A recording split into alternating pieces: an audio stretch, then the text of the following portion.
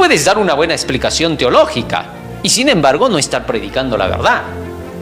Y entonces, ¿qué cosa es predicar la verdad, dices? Es predicar lo que es la luz presente, lo que se tiene que anunciar para el momento actual. Tenemos que presentar toda la luz de la verdad de la palabra de Dios en el marco del tiempo en que vivimos. Compréndase eso es la clave, sin eso nada vale. Es sin fundamento el declarar que querer obedecer la ley para salvarse sea legalismo. Falso. Porque la Biblia enseña que los únicos que se salvarán serán los que obedezcan la ley de Dios. Nadie se va a salvar por creer en los dirigentes. Nadie se va a salvar por creer en la institución de la iglesia. Nadie se va a salvar por creer en una institución del Estado. Así dice Jehová, no puede estar nunca por debajo de las órdenes de ninguna institución. En aquel tiempo se levantará Miguel, el gran príncipe que protegía a tu pueblo, y será tiempo de angustia, cual nunca fue desde que hubo gente hasta entonces. Pero en ese tiempo será librado tu pueblo, todos los que se hallen escritos en el libro.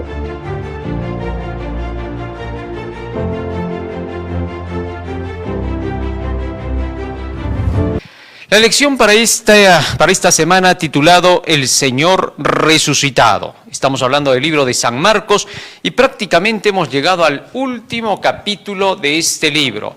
Con esta semana prácticamente cerramos el trimestre de la lección de la escuela sabática en relación con este evangelio.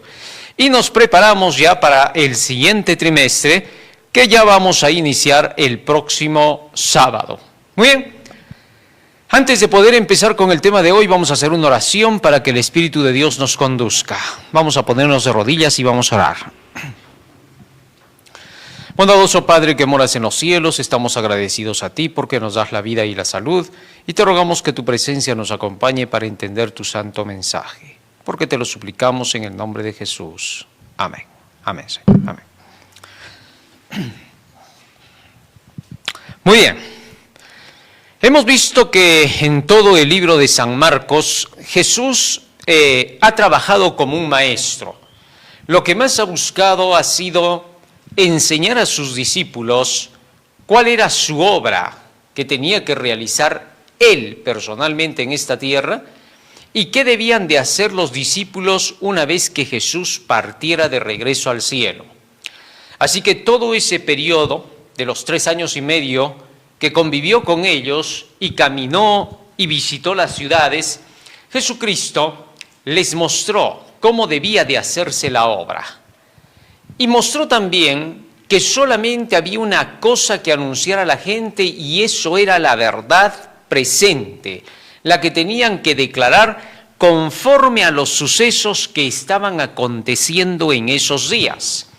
Todo el mensaje de Jesucristo se centraba en su primera venida.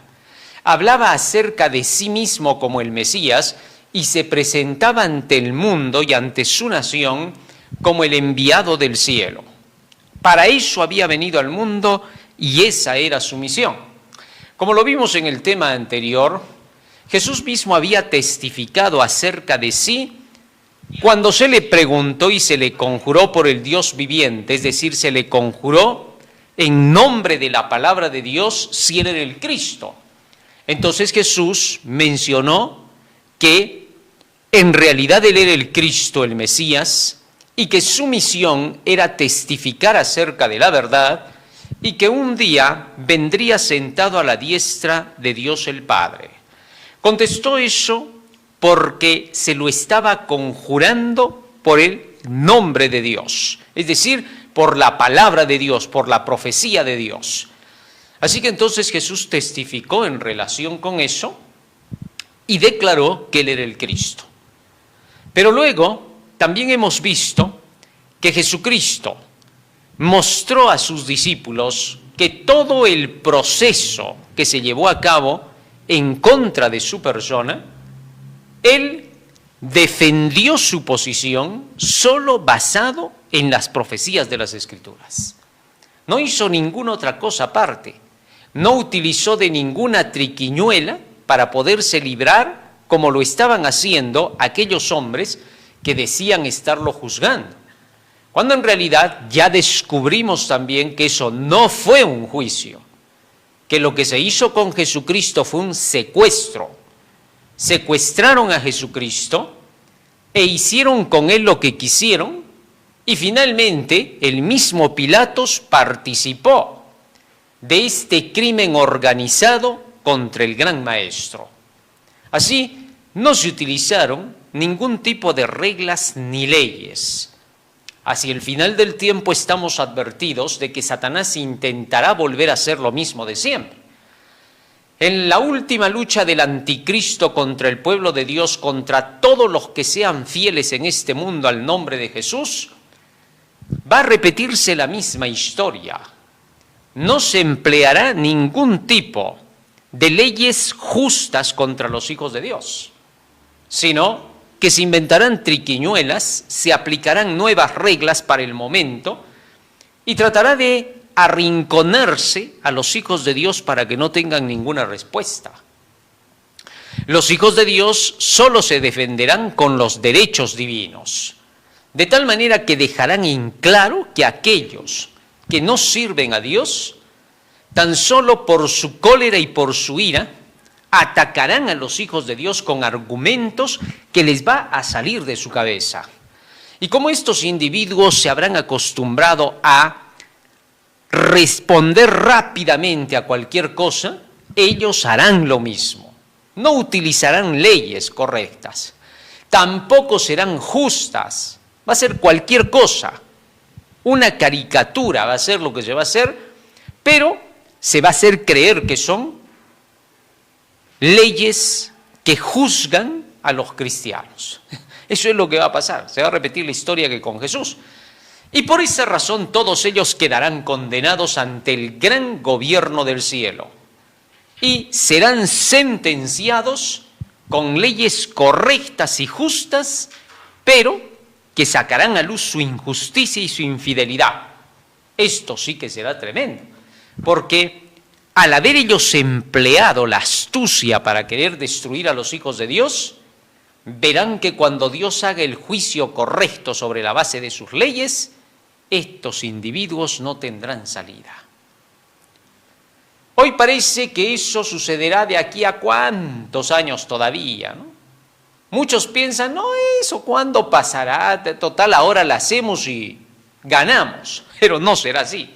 Esta es la última vez, no habrá más veces de esta, porque las profecías indican que cuando se dé el decreto en contra del pueblo de Dios para estos últimos días, entonces se habrá dado el último paso. Y esta generación que trate con injusticia al pueblo de Dios será la generación que quedará como una lección, la acción que van a realizar para la eternidad. O sea, va a ser histórico el asunto. Y se les va a dar la lección de su vida.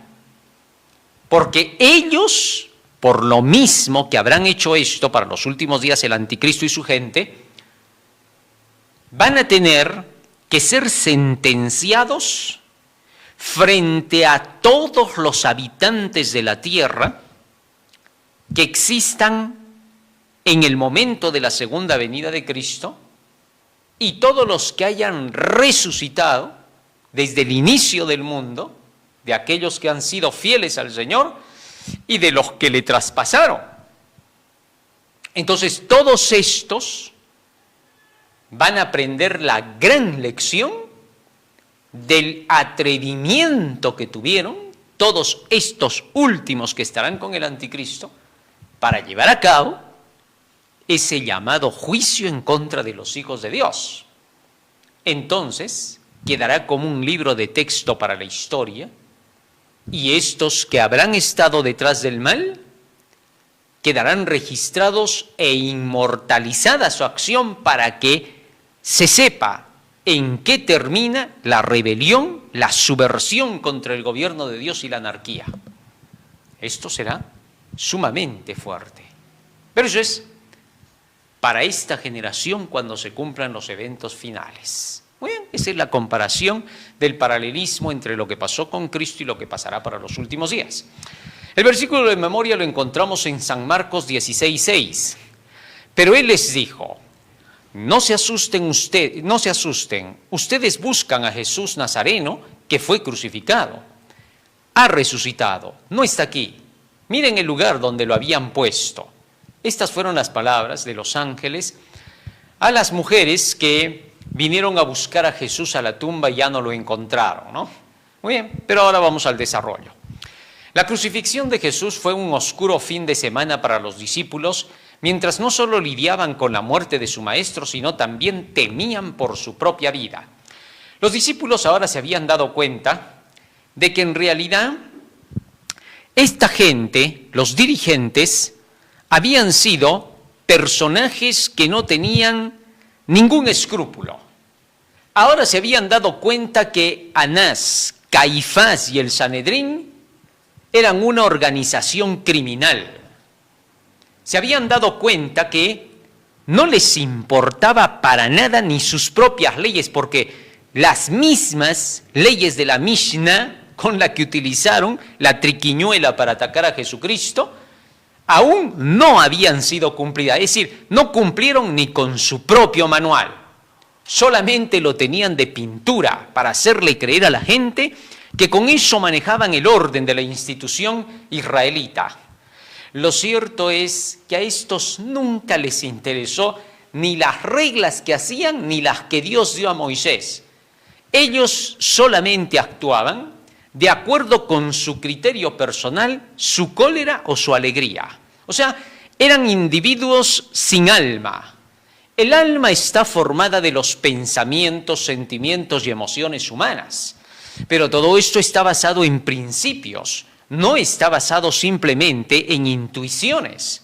Tal es así que cuando una persona no se conduce por la instrucción, no se conduce por los principios de las leyes de causa y efecto, es una persona desalmada. ¿Comprendiste? Una persona sin alma es una persona que no tiene el conocimiento ni el principio, ni tampoco el discernimiento. Solo actúa para salir triunfador en su propósito. Tampoco no le importa que gane la justicia, ni aún le importa si él mismo gana, con tal de que el otro sufra. ¿Correcto? Esa es la persona que no tiene alma. Comúnmente eso se le llama desalmado. Muy bien, ahora, resulta que los discípulos se habían dado cuenta entonces que estos individuos no creían en nada, no seguían las leyes de nada ni las reglas. El mismo Pilatos tampoco respetaba sus propias reglas, porque a pesar de que él mismo había interrogado a Jesucristo, al final terminó mandándolo crucificar. O sea, este individuo demostraba que no respetaba ni siquiera sus propias leyes de su nación, de su imperio. Se burlaba de ellas. Lo único que le interesaba a él era ganarse el apoyo del Sanedrín para que hablara bien de él ante el César. Es decir, era un individuo que no tenía ninguna razón de ser un gobernador. Era totalmente inapto, acá le vamos a llamar ahora, ya no inepto, sino inapto. ¿Para qué? Para poder ser un gobernador. Increíble. Bueno, eso es por lo que analizamos la historia. Entonces los discípulos habían visto esto y ahora ellos mismos tenían miedo por su propia vida porque decían, acá no hay seguridad de nada. Si a Jesucristo le han hecho un supuesto juicio y lo han incriminado y al final lo han asesinado, porque ese es el término, ahí no hubo juicio, no se puede decir se hizo justicia, ni tampoco se puede decir es que los dirigentes, las autoridades llegaron pues a la conclusión, entonces no le podemos llamar asesinato, sino simplemente aplicación de la justicia. No, así de claro, el asunto no tuvo nada que ver con justicia, esto fue un asesinato. Hoy el mundo entero lo sabe. Entonces, los apóstoles, los discípulos dijeron, ¿quién nos libra de esta? si el Hijo de Dios ha sido asesinado y nadie lo ha podido librar, porque hasta ese momento parecía ser así, ¿qué nos queda a nosotros? Fueron y se escondieron. Ahora, obviamente que esto les pasó a los discípulos, porque cuando Jesús les quería explicar acerca de estas cosas, ellos no querían escuchar las profecías. Les daba miedo escuchar la aflicción que les venía por delante con la cruz. Si ellos hubieran estado atentos a las palabras de Jesús, cada vez que les hablaba de que iba a ser asesinado por los dirigentes de su pueblo, por los sacerdotes, por los escribas, así Jesús remarcaba claramente, los dirigentes son los que me van a atacar, esos son los que van a hacer el daño. Si ellos hubieran estado atentos a lo que se les estaba diciendo, y no hubieran estado llenos de prejuicio, diciendo, pero ¿por qué siempre estás atacando a los dirigentes? ¿Por qué tanto rencor contra ellos? Ya perdónalos, pues ya pásales por alto. ¿Qué tanto? Ya han hecho mal, ya, no importa. Esas eran las ideas de los discípulos. Estaban todavía cargados de sueño. Estaban alejados de la profecía porque no querían escucharla. Cuando llegó el momento de la crisis, por no haber oído las profecías, no supieron qué hacer frente a la crisis. Pero si ellos hubieran estado atentos, le hubieran dicho a Jesús, Señor, y cuando todo eso te pase, ¿qué debemos hacer nosotros? Entonces Cristo les hubiera explicado detalladamente lo que debían de hacer. Y ellos no hubieran tenido que pasar por tremendo momento desolador. Al pueblo de Dios también se le llama la atención para hoy. Muchos hermanos en la iglesia no quieren escuchar la profecía porque dicen que tienen miedo. Pero Satanás les mete ese miedo para que ellos no se preparen para la hora crítica. Porque cuando se estudia la profecía, al contrario, se te va el miedo y más bien te viene la esperanza porque sabes que ya todo está profetizado y que al final el pueblo de Dios llegará a alcanzar la victoria, pero no simplemente por magia, no será mágica su liberación, sino milagrosa, es decir, por la palabra de Dios. Tal es así que los que estudien la profecía serán librados por el estudio de la profecía. ¿Comprendes eso? Apocalipsis capítulo 3, versículo 10, fíjate lo que dice allí, para que te des cuenta a qué se refiere. Apocalipsis capítulo 3, versículo 10. Por cuanto has guardado la palabra de mi paciencia, yo también te guardaré de la hora de la prueba. Fíjate, esto es una ley de causa y efecto. Tú guardaste la palabra de mi paciencia, la estudiaste, la seguiste como estaba, muy bien. El resultado de haber hecho eso es que yo ahora te protejo. Es decir, Dios te va a proteger por el mismo estudio. Así que los que dicen, ¿qué tanto estudias, qué tanto lees, sé más práctico? Ellos serán los que fracasen. Esos que constantemente andan diciendo, ¿para qué tanto conocimiento? Mira, tienes harto conocimiento y todavía pecas, todavía cometes errores, ¿ves?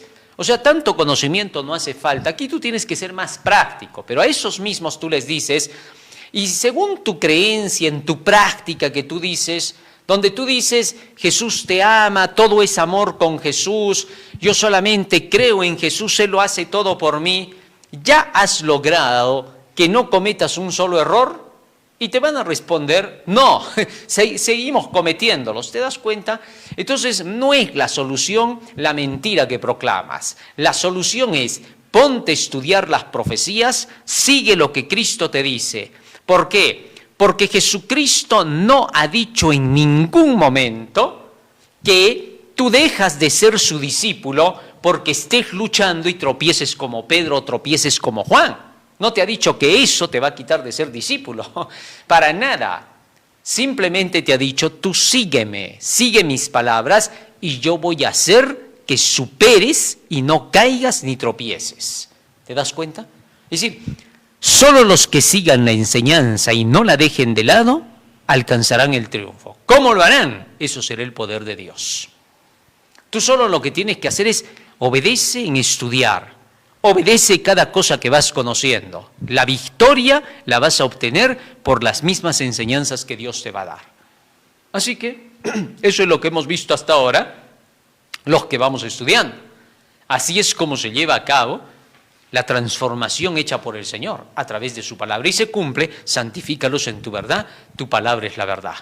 Pero aquellos que no estudien la palabra del Señor no tienen ninguna esperanza porque no saben lo que van a hacer. A Dios no se le sigue con el sentimiento ni con la sinceridad. Eso es un error. Muchos piensan que se van a salvar solo porque son sinceros en creer en Dios y que ya pues ellos oran, hacen lo mejor que pueden y Diosito, que no es malo, los va a salvar. Eso no va a pasar. Así no está escrito. No hay nada que diga eso. El texto decía, por cuanto has guardado la palabra de mi paciencia, yo también te guardaré en la hora de la prueba que ha de venir sobre el mundo entero. O sea, hay condición para que Dios te proteja. Guardar la palabra de su paciencia. Muy bien. En Marcos 16, el último capítulo del Evangelio de Marcos, veremos lo que sucedió tras la muerte de Jesús. Consideraremos en primer lugar el momento en que ocurrió la resurrección de Jesús y por qué las mujeres fueron al sepulcro ese domingo de mañana. Domingo 22 de septiembre, regocijo en la resurrección. Justo con el día domingo coincide el tema de la lección de la escuela sabática. Y esto de que coincida con el domingo y qué cosa tiene que ver con el sábado y la resurrección es precisamente el tema a continuación. Lee Marcos 15, 42 a 16, 6 nos dice la lección. ¿Qué ocurre aquí? ¿Por qué esta historia es tan relevante para el relato de la resurrección? San Marcos 15, 42 nos dice la Escritura. Cuando llegó la noche, porque era la preparación, es decir, la víspera del día de reposo. Muchos han declarado que no saben a qué día se refiere con el día de la preparación, pero las Santas Escrituras no nos dejan jamás en tinieblas y nos responden todo. Fíjate lo que dice en San Marcos capítulo 16, versículo 1 y 2. Cuando pasó el día de reposo, cuando pasó el sábado, María Magdalena, María la madre de Jacobo y Salomé compraron especias aromáticas para ir a ungirle. Alguien dirá, ¿por qué dices que ese reposo es sábado ahí? Ahora vas a ver por qué. Y muy de mañana, el primer día de la semana, vinieron al sepulcro ya salido el sol. ¿Cómo dice? Pasado el día de reposo, muy de mañana, el primer día de la semana.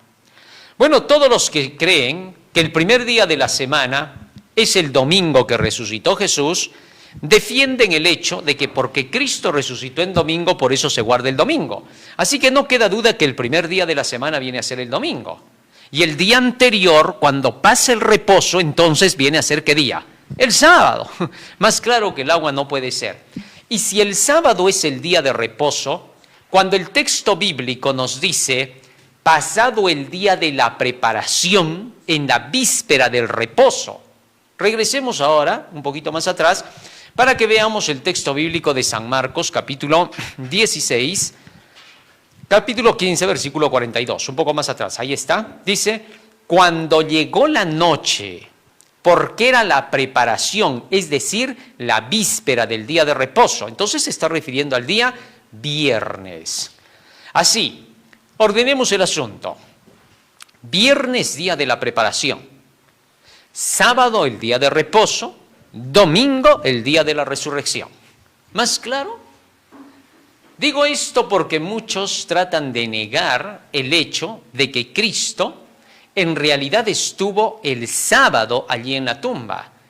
Y que al estar en la tumba y no resucitar ese día, Cristo mostró que en realidad había que guardar el día sábado conforme al mandamiento. De manera que Jesús hasta de muerto guardó el sábado. Hasta de muerto guardó, así de sencillo. Esto fue una enseñanza clara para todos los cristianos hasta el día de hoy, que debemos respetar el día sábado como un día de adoración. Pero no solamente eso. Si Jesús hubiera querido decir que con su resurrección en el día domingo debía de guardarse el domingo, la pregunta es esta. ¿Por qué no les dijo a sus discípulos, el día que yo tenga que ser asesinado y me pongan en la tumba, va a ser sábado y no importa, vayan ustedes y en sábado unjan mi cuerpo? ¿Por qué? Bueno, sencillo. Muchas veces se le acusa a Jesús por parte de los fariseos de que Jesús era transgresor del día del sábado. Si tú lees en los 4 evangelios, nunca, jamás, Jesús dijo que él transgredía el sábado. Nunca dijo, yo voy a transgredir el sábado, soy un transgresor del sábado. Nunca dijo eso. Eran los fariseos los que constantemente le decían, es un transgresor del sábado, no respeta el día de reposo, quebrantador del sábado. Eso decían los fariseos. Un día estuve escuchando por ahí a un sacerdote católico que declaraba y decía, miren, acá claramente el apóstol está diciendo en su escrito del Evangelio, no solamente querían apedrearle y matarle porque se decía hijo de Dios, sino también porque era quebrantador del sábado. Pero eso es lo que decían los fariseos, eso no lo dice el evangelista, por favor. Y bajo esa premisa, este sacerdote católico decía, ahí está, ¿ven? Jesús era quebrantador del sábado. Él hablaba igual que los fariseos entonces. ¿De qué lado estaba este sacerdote católico? De los fariseos. Son los fariseos los que a cada momento decían que Jesús era un pecador. Da gloria a Dios, le dijeron al ciego, este hombre es un pecador. Sin embargo, Jesús dio testimonio de sí mismo diciendo otra cosa. San Juan capítulo 15, versículo 10. Fíjate lo que dice Jesús allí. San Juan 15, 10. Y esto es contrario a lo que decían los fariseos. Si guardaréis mis mandamientos, permaneceréis en mi amor, así como yo he guardado los mandamientos de mi Padre y estoy en su amor. Jesús se declaró a sí mismo guardador perfecto de los mandamientos de su Padre. Él constantemente decía, yo solo hago la voluntad del que me envió. De manera que entonces eran los fariseos, los del Sanedrín, los acompañantes de los saduceos, de los escribas, de toda esa gente que era solamente figurete, porque estos amaban los puestos, no les importaba lo que enseñaban. De entre todos esos habían unos cuantos que eran estudiosos, pero mediocremente. Tú los escuchabas que hablaban cosas maravillosas, te podían hablar teológicamente cosas buenas, te daban buenas explicaciones teológicas, pero no te predicaban la verdad. Tú puedes dar una buena explicación teológica y sin embargo no estar predicando la verdad. Y entonces, ¿qué cosa es predicar la verdad, dices? Es predicar lo que es la luz presente, lo que se tiene que anunciar para el momento actual. Eso es predicar la verdad. Fíjate, podemos hablar de Noé y el diluvio. Teológicamente podemos centrarnos en eso, pero no estamos predicando ahí la verdad presente. Estamos hablando de un suceso pasado. Eso no va a salvar a nadie. ¿Comprendes? ¿Por qué? Porque estamos hablando solamente historia. Es como cuando muchos presentan al Cristo histórico, pero no presentan al Cristo real, al que vive hoy, al resucitado. No basta con presentar al Cristo histórico. No basta con presentar sus milagros históricos. Tenemos que presentar toda la luz de la verdad de la palabra de Dios en el marco del tiempo en que vivimos. Compréndase eso es la clave, sin eso nada vale. En tiempos de Jesús, habían quienes leían cada sábado la ley y los profetas, así nos dice el libro de los Hechos. Se leía cada sábado la ley y los profetas. Tienen quien los lea. Sin embargo, no estaban predicando la verdad. Ellos siguieron y hasta el día de hoy siguen enseñando la ley y los profetas, pero sin la verdad del Cristo crucificado, resucitado y ascendido al cielo y que volverá por segunda vez. ¿Comprendes eso? Muy bien. Siendo así, lo que estaba ocurriendo en esa ocasión era precisamente eso, que este Sanedrín tenía gente que solo era figurete porque solamente creían que eran los representantes de Dios porque tenían un cargo. Ellos le daban más crédito a las formas. De tal manera que ellos decían, si el sumo sacerdote está sentado en el Sanedrín, entonces Dios lo está conduciendo. ¿Por qué? Porque ha recibido el ungimiento, es el sumo sacerdote. Ellos se basaban solo en la forma. No les importaba si el sumo sacerdote estaba enseñando doctrinas falsas. Si venían del sumo sacerdote, del ungido de Dios, entonces valían. Así es como ellos creían en lo que ellos decían, cuando eso no valía nada. ¿Comprendes eso? Cristo les dijo, San Marcos 7:6, ¿habéis dejado el mandamiento de Dios para guardar vuestra tradición? Sois hipócritas. Entonces Jesús estaba desconociendo a estos dirigentes como representantes de Dios y los estaba poniendo en un nivel de gente desconocida de Dios. ¿Comprendes eso? De manera que entonces, aquí se deja notar que Jesucristo quería dejar en claro que estos dirigentes, por haberse apartado de la verdad de Dios, por haberle dado más crédito a sus cargos y haber con eso logrado que la gente pensara que ellos tenían la razón, estos se hacían culpables hasta el punto de que todas sus enseñanzas se convertían en falsedades. Y por esa razón acusaban a Jesucristo de ser Él el transgresor. Así que cuando Cristo dijo que Él guardaba los mandamientos de su Padre, a ellos los dejó arrinconados, desconocidos, y enseñó al pueblo a que debían de creer solo por el escrito está. Así Cristo vino a exaltar su propia palabra y a mostrar que las leyes que Él había dado a través de Moisés seguían siendo las que regían hasta ese día la verdad y que regirían hasta el fin del mundo, que no variarían, que todo seguiría igual. Cristo no vino a cambiar la ley y los profetas, lo que vino a hacer es a enseñar cómo era su cumplimiento real.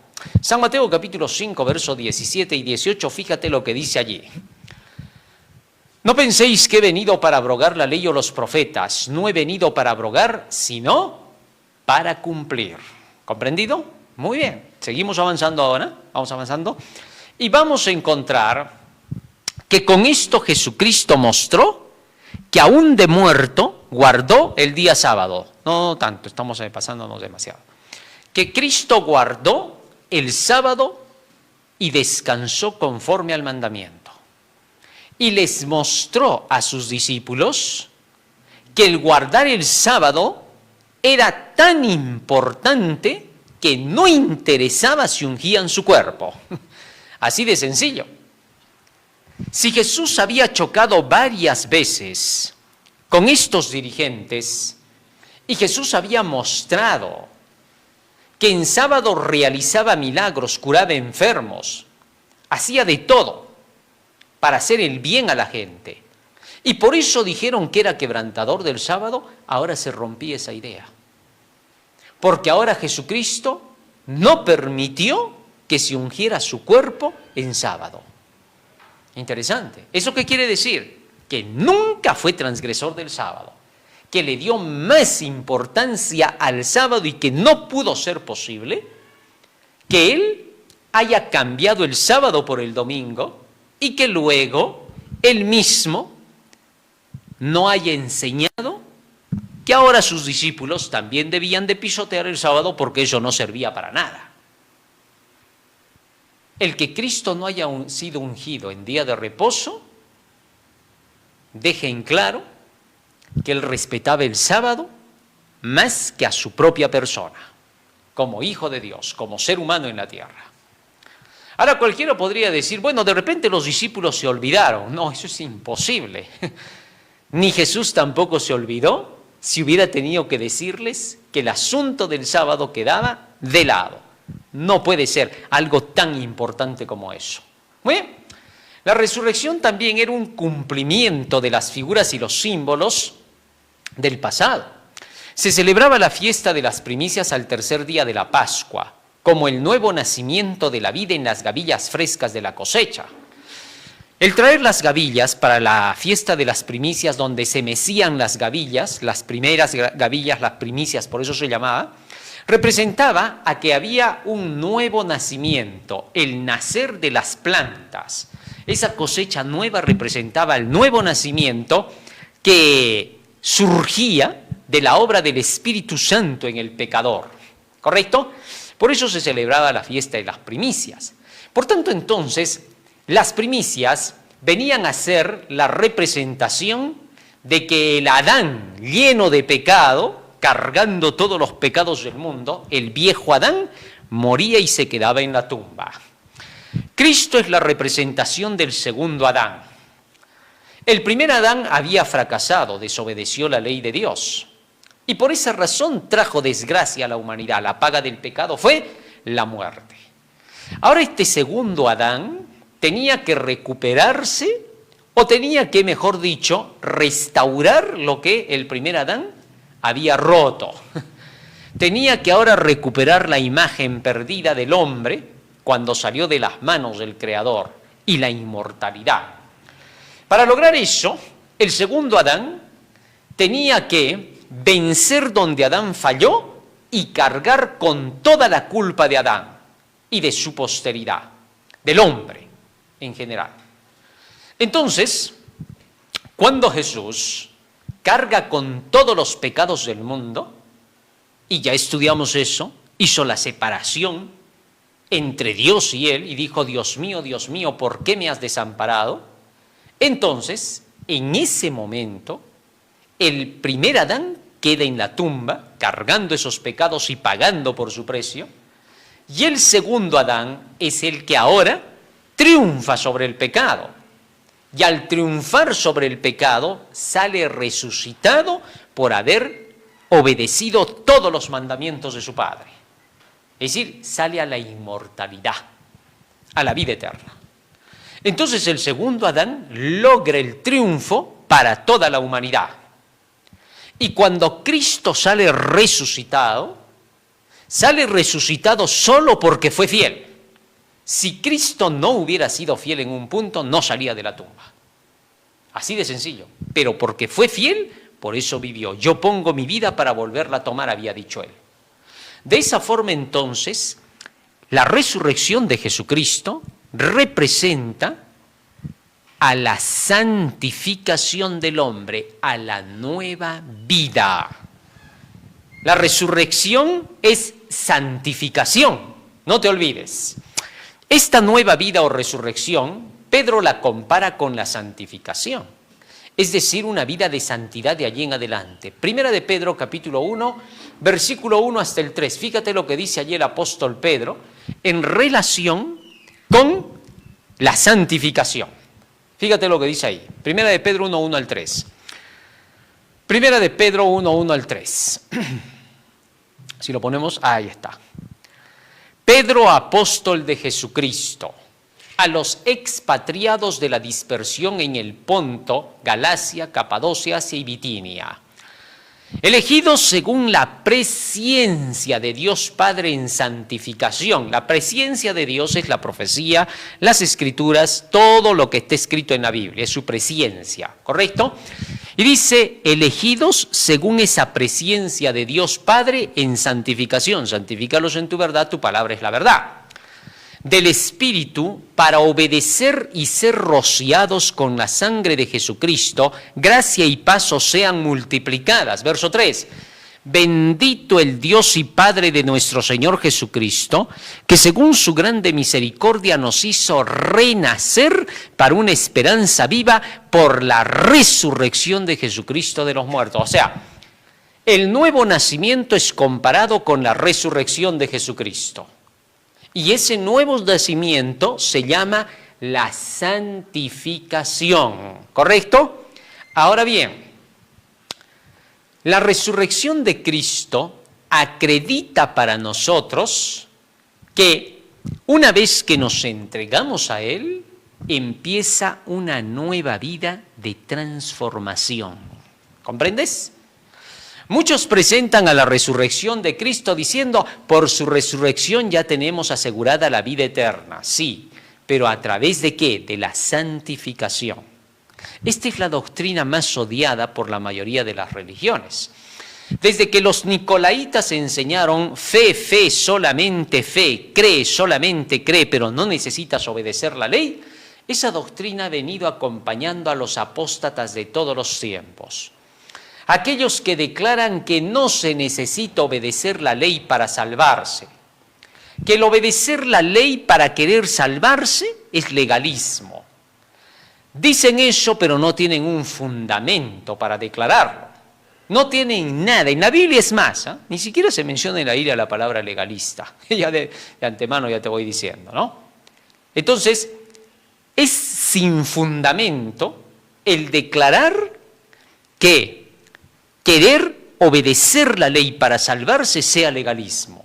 Falso. Porque la Biblia enseña que los únicos que se salvarán serán los que obedezcan la ley de Dios. No enseña otra cosa. Y sin temor a ser impugnado por nadie, me atrevo a decir lo que dice la Escritura, que los únicos que van a entrar en el reino de los cielos serán los que obedezcan los mandamientos de Dios. ¿Basado en qué? En las mismas palabras del Salvador. Al joven rico Jesús le dijo, si quieres entrar en la vida, guarda los mandamientos. Al doctor de la ley le dijo, ¿qué está escrito en la ley? ¿Cómo lees? Veas tú lo mismo. Y el apóstol Pablo declara en 1 Corintios, capítulo 7, verso 19, que lo único que vale para entrar en el cielo es guardar los mandamientos de Dios. 1 Corintios 7, 19. La circuncisión nada es y la incircuncisión nada es, sino el guardar los mandamientos de Dios. De manera que entonces, cuando Cristo resucita, Cristo muestra con su resurrección el comienzo de la nueva vida, el nuevo nacimiento. El nuevo nacimiento se caracteriza por vivir de toda palabra que sale de la boca de Dios, de ninguna otra cosa más. Primera de Pedro, capítulo 1, verso 23 y 24, fíjate lo que dice allí el apóstol Pedro. Siendo renacidos, no de simiente corruptible, sino de incorruptible, es decir, de la semilla de la palabra de Dios, por la palabra de Dios que vive y permanece para siempre. O sea, nacemos por la palabra de Dios, vivimos de la palabra de Dios, y a eso se le llama resucitar para una nueva vida. De manera que si Cristo no resucitó, toda nuestra creencia es vana. ¿Comprendes eso? O sea, la resurrección era clave acá. Por eso la resurrección es totalmente importante e interesante y San Marcos se centra en este punto de la resurrección como algo especial, y no solo Marcos, sino Mateo, Lucas y Juan. El apóstol Pablo habla constantemente, Pedro, Juan, todos hablan de la resurrección. Porque la resurrección es la evidencia del cristianismo. El apóstol Pablo decía que él predicaba, enseñaba y estaba apresado por la esperanza de la resurrección. ¿Correcto? O sea, el tema del evangelio se centra en la resurrección, en la inmortalidad, en lograr otra vez lo que el hombre perdió por la desobediencia. De manera que la resurrección de Cristo acredita la obediencia para el hombre. La religión que enseñe que la obediencia no te va a llevar al cielo es una falsa religión. Pero la obediencia que es nacida de la enseñanza bíblica, eso se le llama obediencia de fe. Cuando tú obedeces lo que enseña la Biblia, tú estás obedeciendo por fe y para fe. ¿Comprendes? Así que entonces todo el que lee la Biblia y obedece todo lo que le dice el libro, esa persona va camino al cielo con plena seguridad. Pero la persona que solo dice, creo en Jesús, yo le amo, y ora todo el día, terminará en el infierno. Porque la oración no toma jamás el lugar del deber. El texto es claro cuando dice: el que aparta su oído para no oír la ley, hasta su oración es una abominación. Así que entonces, no nos engañemos en esto. Aquellos que resucitan a nueva vida, como su nombre lo dice, están resucitando al comienzo de una nueva forma de desarrollo de su conducta, de su vida diaria. Ya está. El autor del libro nos recuerda que bendito sea el Dios y Padre de nuestro Señor Jesucristo, por su gran misericordia nos regeneró para una esperanza viva mediante la resurrección de Jesucristo de entre los muertos. Es decir, nos regeneró significa, nos hizo nacer de nuevo para una esperanza viva. Pedro menciona lo importante de la resurrección de Jesús, que es símbolo entonces de la santificación. Lunes 23 de septiembre, la piedra fue quitada. Lee Marcos 16, 1 al 8, nos dice el texto bíblico. Y 1 Corintios 15, 1 al 8, ¿qué tienen en común estos pasajes? La historia de la resurrección aparece en los 4 evangelios. El autor de cada uno de ellos presenta el relato desde una perspectiva diferente, pero todos ellos registran los conceptos centrales presentes también en 1 Corintios 15, 1 al 8. Muy bien, analicemos este punto. Vamos a leer un poco de lo que dice el texto bíblico, San Marcos 16, 1 al 8. ¿Qué dice allí? Para poder comprender lo que vamos a tocar acá. Cuando pasó el día de reposo, María Magdalena, María la madre de Jacobo y Salomé compraron especias aromáticas para ir a ungirle. Muy de mañana el primer día de la semana vinieron al sepulcro ya salido el sol. Pero decían entre sí, ¿quién nos removerá la piedra de la entrada del sepulcro? Pero cuando miraron, vieron removida la piedra, que era muy grande. El símbolo va acompañado acá. Era muy de mañana salido el sol. Había salido el sol de justicia. Era una representación de Jesucristo que había comenzado un nuevo amanecer. Él era el sol verdadero, el que representaba la luz. Era todo para ellos. Así que entonces, cuando llegan hasta el lugar de la tumba, encontraron que no podían ver al sol de su vida. ¿Por qué? Bueno, porque decían, ahora, ¿quién nos va a remover la piedra? Pero increíblemente, cuando miran hacia la tumba, ven que la piedra estaba removida. ¿Qué cosa significaba todo esto? Todo esto tenía un símbolo. Sigamos leyendo lo que dice el texto bíblico. Jesús había sido puesto prácticamente dentro de una piedra que había sido cavada, ¿no? El texto bíblico dice que era una roca en la peña, donde se hizo un hueco, donde José de Arimatea hizo hacer su tumba. O sea, estaba en la roca misma, la roca es Jesús. Y Jesucristo había sido puesto dentro de esa tumba. Y por lo tanto, ahora, como en el pasado, cuando Moisés golpeó la roca y salió el agua de vida, Jesús saldría de esa misma roca, sacando a luz la vida y la inmortalidad. Pero para poder salir, había una piedra que estaba puesta allí con el sello romano, ¿no? Y eso es interesante entender, y es maravilloso, porque esa piedra que estaba con el sello romano era el impedimento para poder encontrarse con el Salvador. Sin embargo, toda esta mentira de Roma, porque era su sello es símbolo de su nombre, símbolo de toda su creencia, ese sello romano. Es interesante hablar de Roma y de su sello, ¿no? Y es curioso saber que para los últimos días, Roma también va a hacer poner un sello a nivel mundial, su marca, la marca de la bestia. Se le llama la marca de la bestia porque no es por un insulto, sino porque la cuarta bestia en Daniel 7 está representando al símbolo romano. La primera bestia, el león, representa a Babilonia, la segunda al oso, la tercera al leopardo, y la cuarta bestia, que es el dragón, que representa al imperio romano.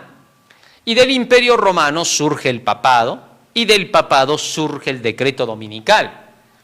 Y ese decreto dominical es llamado la marca de la bestia, el sello de la bestia para los últimos días, que es el sello que no deje encontrar al sol de justicia, que es Cristo. Se interpone, cierra el camino, ha cerrado el camino a muchos cristianos durante el tiempo de la Edad Media hasta nuestros días. Es el sello de Roma.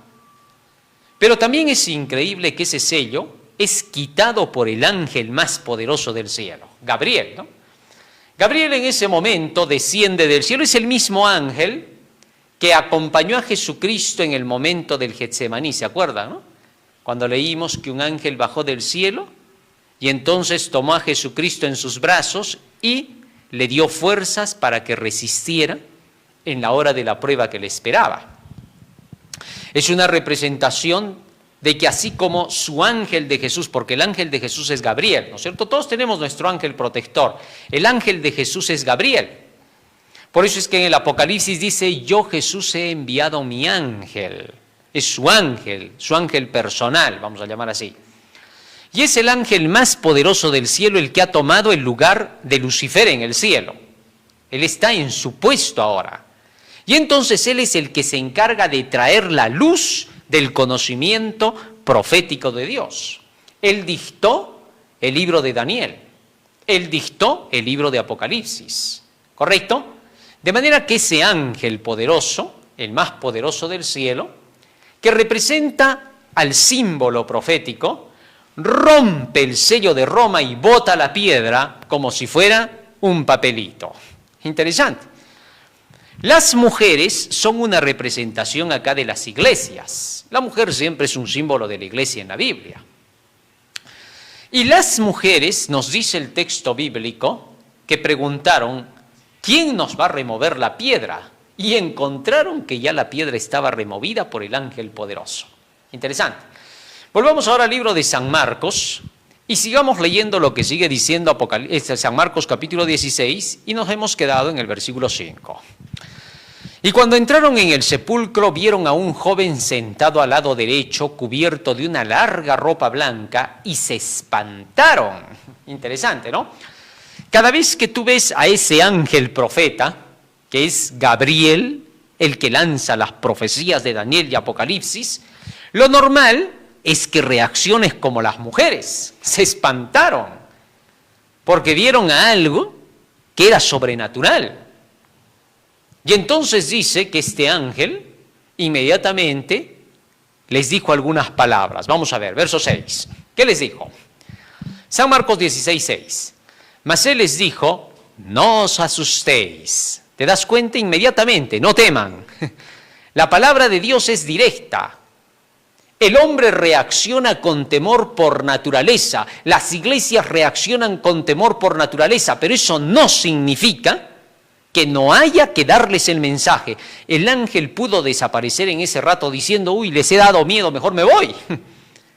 No, el ángel no se fue. Lo que les dio es palabras de consuelo. Les dio fuerza con lo que les iba a decir. Y les dijo así, ¿buscáis a Jesús Nazareno? El que fue crucificado, como recordándoles, ¿no? Ha resucitado. No está aquí, mirad el lugar en donde le pusieron. Ahora, fíjate cómo el ángel menciona estas tres cosas que ya eran obvias. Volvamos a leer el texto anterior. Mira lo que está diciendo. ¿Buscáis a Jesús Nazareno? Era obvio, pues, ¿a quién más habían enterrado ahí? Luego dice, el que fue crucificado. Parecen preguntas tontas del ángel, ¿no? Parecen, no. Les está recordando toda la profecía. Les está recordando quién es Jesús y cuál era la profecía que anunciaba lo que le iba a ocurrir. Estáis buscando al Mesías, al que ha sido asesinado en la cruz, en el que se han cumplido las profecías. Ya, se ha cumplido una más. ¿Qué cosa? Ha resucitado. No está aquí. Mirad el lugar en donde le pusieron. Es decir, miren cómo se cumple la profecía. Verso 7, sigue diciendo. Pero id, decid a sus discípulos y a Pedro que él va delante de vosotros a Galilea. Miren lo que les dijo ahora el ángel, ¿no? Vayan ahora y prediquen a los discípulos, anuncien la buena noticia. Y a Pedro, porque Pedro estaba desconsolado, había negado al maestro y pensaba que de repente ya no iba a ser aceptado por Jesús. El terror lo invadía a Pedro y eso le quitaba mucha fuerza. Si Pedro no hubiera huido al conocimiento profético, porque él era el que primeramente huyó, ¿no? Cuando Jesús dijo que iba a ser crucificado, fue el primerito que dijo: Señor, ¿cómo vas a decir eso? En ninguna manera te acontezca tal cosa. Ten compasión de ti. Entonces este no quería escuchar las profecías.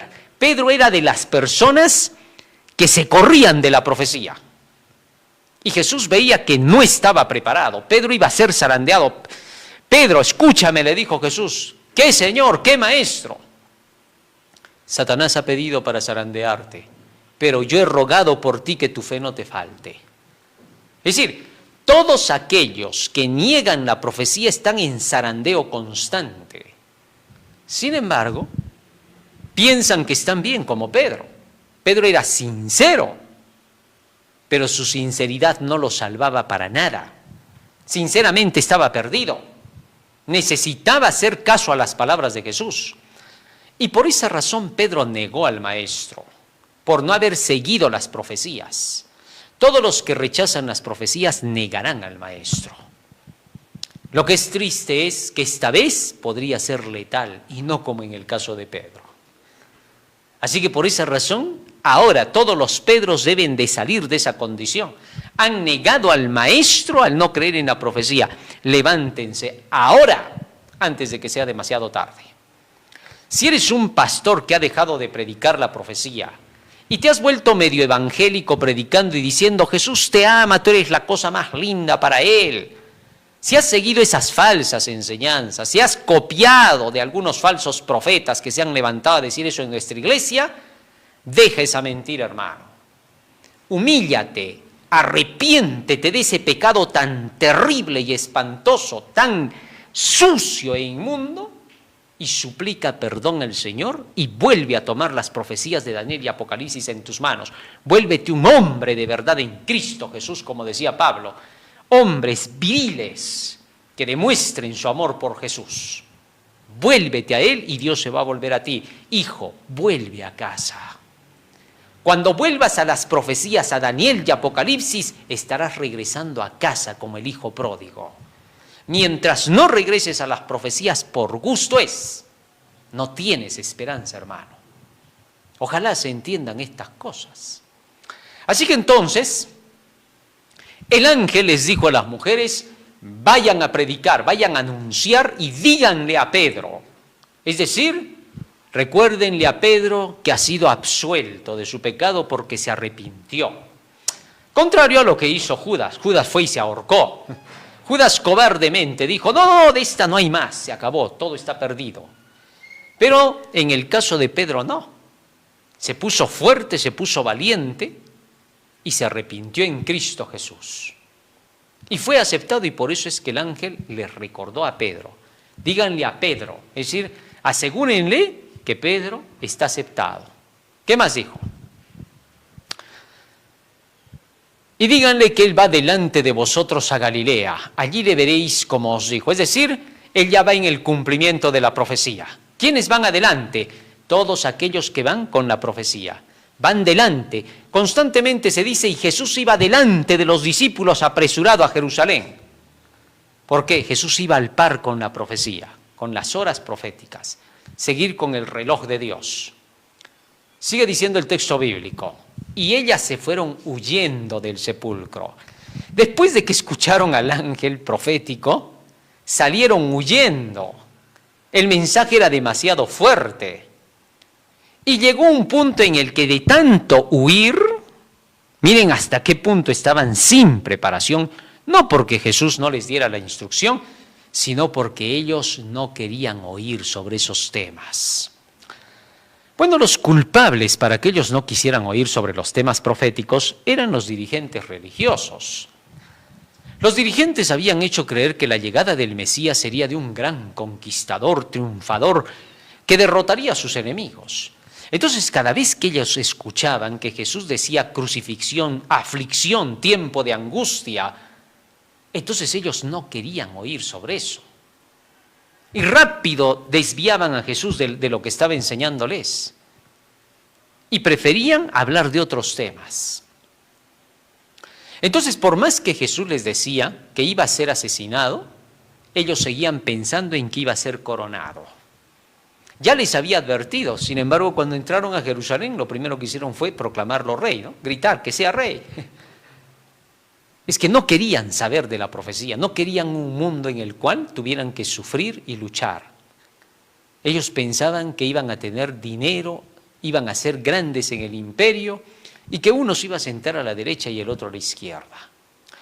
Entonces las mujeres, cuando escucharon todo esto, la profecía, salieron huyendo, dice, y miren lo que hicieron. Sigamos leyendo. Es increíble lo que hicieron, ¿no? Y esto es, por eso está dejado para nuestra posteridad. Las iglesias, ¿qué hacen cuando no han escuchado la profecía y de pronto les llega, ¿no? La rechazan. Y ellas se fueron huyendo del sepulcro porque les había tomado temblor y espanto, estaban de miedo. Ni decían nada a nadie, se callaron de predicar. Silencio total. Sorprendente, ¿no? Miren eso es lo que indica bloquearse. Esto les estaba pasando porque no habían estado escuchando lo que Jesús les había advertido. Así de terrible es la situación, así de espantosa.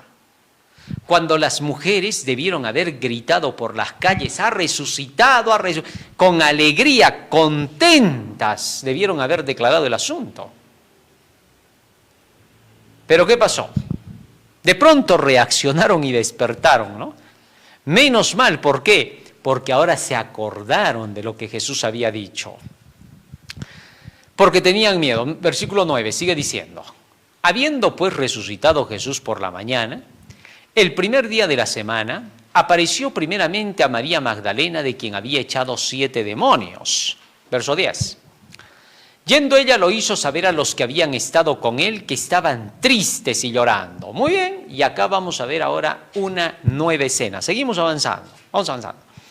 Vamos a ver aquí una nueva escena. ¿Qué cosa sucedió con María Magdalena? Miércoles 25 de septiembre. Miren lo que dice ahora. María Magdalena, ¿quién era? ¿Se acuerdan? Hagamos un poquito de recuento de María Magdalena. María Magdalena es la mujer que rompió el vaso de nardo y lo derramó en los pies de Cristo, porque ella estaba ya, al haber escuchado que Jesús iba a ser asesinado, porque ella escuchó a los pies de Cristo que lo asesinarían los dirigentes del pueblo, entonces la mujer quiso adelantarse porque dijo, voy a ungir su cuerpo antes de que lo asesinen, ¿no? ¿Y cómo se sabe eso? Porque el mismo Jesús dijo, ¿no? Esta mujer ha venido para ungir mi cuerpo para la sepultura. Es decir, públicamente dijo lo que la mujer había estado pensando hacer. ¿Para qué estaba trayendo el vaso de nardo? Por eso lloraba, pues, la mujer, ¿no? No lloraba de sentimientos, lloraba porque lo iban a matar. Entonces la mujer había derramado este perfume, ¿no? Y Judas se había encolerizado, ya habíamos hablado de eso. Esta misma María Magdalena ahora es la que fue hasta el sepulcro, nos cuentan las Escrituras, para poder buscar al Señor. Y hubo una serie de sucesos ahí en el sepulcro de los que vamos a hablar un poquito. Vamos avanzando un poco más. Casi todo San Marcos 16, 9 al 20 tiene paralelismos con otros pasajes del Nuevo Testamento, nos dice la lección. El encuentro de María Magdalena con Jesús en el sepulcro, Mateo 28, 1, 9, 10, Juan 20, 11 al 18. Vamos a leer un poco de esto. Juan capítulo 20, verso 9 al 18. ¿Qué cosa nos dice? Habiendo pues resucitado Jesús por la mañana, el primer día de la semana, apareció primeramente a María Magdalena. María Magdalena fue la primera que había llegado por allí, de quien había echado 7 demonios. Yendo ella, lo hizo saber a los que habían estado con él, que estaban tristes y llorando. Ellos, cuando oyeron que vivía y que había sido visto por ella, no lo creyeron. Interesante. Este es un texto. Vamos al otro, verso 11. Pero María estaba afuera llorando junto al sepulcro. Estoy juntando las escenas de los diversos personajes que han escrito los evangelios. María estaba afuera llorando junto al sepulcro. Y mientras lloraba se inclinó para mirar dentro del sepulcro. Y vio a 2 ángeles con vestiduras blancas que estaban sentados, el uno a la cabecera y el otro a los pies donde el cuerpo de Jesús había sido puesto. Y le dijeron los ángeles, mujer, ¿por qué lloras? Les dijo, porque se han llevado a mi Señor y no sé dónde le han puesto. Cuando había dicho esto, se volvió y vio a Jesús que estaba allí. Miren, María ni siquiera se dio cuenta de los ángeles. Cualquier otro hubiera dicho, ¿qué es esto? Ella estaba tan triste, tan adolorida de lo que había pasado, que no le importó si eran ángeles o no. Solo quería a Jesús, punto. Quiero verlo a Jesús. ¿Dónde se lo han llevado? ¿Qué han hecho con él? Y entonces, cuando se da la vuelta, ¿qué sucede? Cuando había dicho esto, se volvió y vio a Jesús que estaba allí, mas no sabía que era Jesús. Tanto estaba llorando que las lágrimas no lo dejaron ver a Jesús. No era que no lo reconocía. Lo que pasa que estaba llorando. Por eso dicen, lloras como una Magdalena, ¿no? Porque estaba llorando, pues, terriblemente, tormentosamente, ¿no? Y entonces, ¿qué pasa? Que las lágrimas no lo dejaron ver a Jesús. Todo esto es un símbolo, ahorita vamos a ver, ¿no? Y entonces, ¿qué sucedió? Cuando había dicho esto, se volvió y vio a Jesús que estaba allí, mas no sabía que era Jesús. Jesús le dijo, mujer, ¿por qué lloras? ¿A quién buscas? Y ella, pensando que era el hortelano, es decir, el que atiende pues ahí en el cementerio, el cuidante, ¿no? Le dijo, Señor, si tú te lo has llevado, dime dónde lo has puesto y yo me lo llevaré. Es decir, ella estaba dispuesta, dime dónde lo han botado, en otras palabras. Seguramente lo han botado para quemarlo por ahí, porque tanto lo han odiado, que seguro lo han descuartizado, habrán hecho algo, por favor, dámelo y yo me lo voy a llevar, no importa, yo lo voy a enterrar. Interesante, ¿no? Esta reacción de María Magdalena. Y entonces, en ese momento Jesús le dice a ella, ¿no? María, mira ahora cómo ahí está entre signos de admiración, ¿no? Es decir, no le dijo, María, no, María. Es decir, la hizo reaccionar, le habló con fuerza y volviéndose ella le dijo, Raboni. Es decir, recién se dio cuenta de quién era, que significa maestro. Interesante, ¿no? O sea, toda esta partecita es clave. Ahorita vas a ver por qué, ¿no? Vamos a verla explicado, porque todo eso es símbolo, entiéndelo bien, ¿no? ¿Y luego qué pasó? Jesús le dijo, no me toques. Seguramente que María pues se venía abalanzada a abrazarlo, ¿no? Y Jesús tuvo que decir, ahí nos va María, ¿no? Todavía no me toques. ¿Por qué? No me toques porque aún no he subido a mi Padre. Es decir, todavía no he ido al cielo. Ya hasta con esto mató la inmortalidad del alma, ¿no? Todos los creyentes de que los muertos se van al cielo inmediatamente, porque a Jesús de hecho le tocaba el cielo porque fue el más santo de todos, no se iba a ir al infierno, pues, ¿no? Entonces, cuando el texto dice que descendió al infierno, ya sabemos que la palabra infierno significa infernus, bajo tierra, no es el infierno de fuego que promulga Dante Alighieri y todos los demás seguidores de él. No, infierno es el sepulcro, a eso se refiere Seol, Hades, cementerio, tumba. Entonces, Jesús le dijo, no he subido a mi Padre todavía, no he ido al cielo. Y eso también demuestra que cuando al buen ladrón, llamado buen ladrón porque ladrones no hay buenos, cuando le dice, hoy estarás conmigo en el paraíso, no se le refería a ese día, sino le dijo, a ti te digo hoy que estarás conmigo en el paraíso. ¿Correcto? Estaba haciendo una promesa a futuro, porque él mismo no había subido, pues, no va a mentir Jesús. Y entonces le dijo, mas ve a mis hermanos y diles, subo a mi Padre y a vuestro Padre, a mi Dios y a vuestro Dios. Ahora fíjate, el transporte de Jesús al cielo es rapidísimo.